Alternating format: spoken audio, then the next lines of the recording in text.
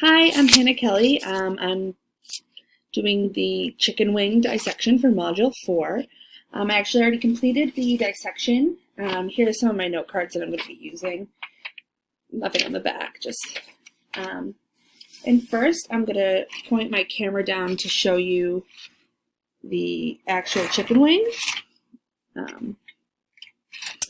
If you can, I'll try to show it better. Here I have the chicken wing itself. And first I'm going to show you some parts that I've labeled. So right up here is the shoulder joint. And this is where it was connected to the actual chicken, its wing. So this would be the shoulder joint.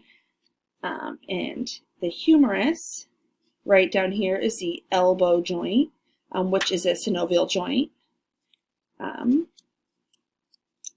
The radius and the ulna, and the tricep tendon.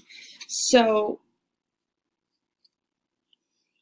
these right here is the shoulder joint that I showed you would connect to the actual chicken when it was alive and whole. The right here is the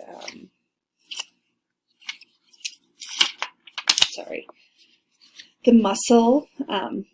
Well, I said the radius and ulna, but the muscles here I was able to separate, and you can see when the wing is bent, that is because of the top muscle, which is a flexor muscle, so it allows the wing to bend. And then when you pull on the top muscle, it actually stretches this to a straight. It straightens the actual wing. So that's the use of that. And here is some of the tendons that connect to the wing. So I'm going to elaborate further on the synovial joint right here, which is actually the elbow joint. It's a hinge joint, which is right here, you can see, and it allows a lot of movement within the actual wing, from the humerus to the radius and ulnus, the bones. It actually connects here. So within the synovial joint, there is articular cartilage, which covers the bony parts of the joint. So they are not in direct contact with one another. So there's a top here, there's the top part of the joint, and then the bottom. In between there is articular cartilage that reduces like any friction that might cause, or rubbing, which would really actually be painful for the chicken.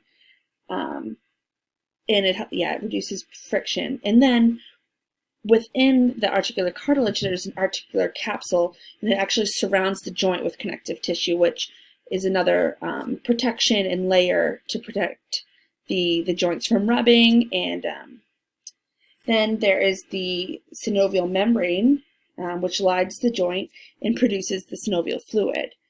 And the synovial fluid has a few different functions. First being, it lubricates the joint and allows it to move freely and keep it lubricated.